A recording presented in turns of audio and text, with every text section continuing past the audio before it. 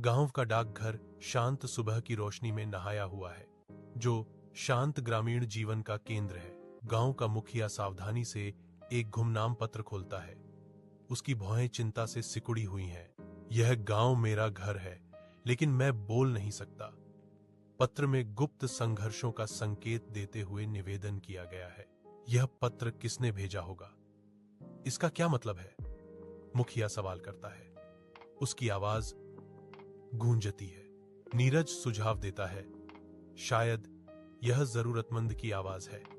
गांव वालों की संदेहपूर्ण नजरों का सामना करते हुए नीरज कुसुम दादी के घर पहुंचता है और गांव के शांत किनारे पर पाता है। वह कुसुम दादी को अकेला पाता है।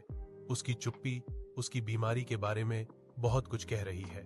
नीरज को एहसास होता है कुसुम दादी उस भावुक पत्र की लेखिका है। नीरज तुरंत गांव लौटता है।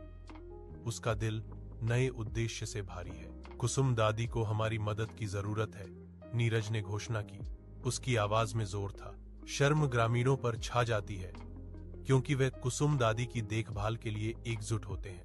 ग्रामीण इकट्ठा होते हैं। उनके चेहरों पर चिंता अंकित होती है, क्योंकि वे कुसुम दादी की भलाई पर चर्चा करते हैं। उनकी आवाजें सामूहिक देखभाल की धीमी फुसफुसाहट होती हैं।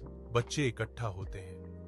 उनकी हंसी चौक में गूंजती है, क्योंकि वे एक अस्थायी अध्ययन केंद्र में किताबों पर ध्यान देते हैं। उनकी आंखों में उम्मीद चमकती है। गांव का चौक बदल जाता है।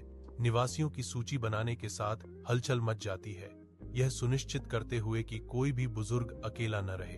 कुसुम दादी का चेहरा, जो कभी दुख से भरा हुआ था, अब एक कोमल, दिल को छू लेने वाली मुस्कान बिखेरता है, जो गांव के पुनरुद्धार को दर्शाता है। पड़ोसी एक दूसरे के जीवन के बारे में पूछताछ करने के लिए रुकते हैं। उनके हाथ समर्थन के हाव भाव में बंधे होते हैं, जिससे एकता की भावना पैदा होती है। अब मेरा गांव बोलता है, धन्यवाद। वर्णन कहता है, जैसे ही एक नया पत्र आता है, आशा अपने पंखों पर सवार होकर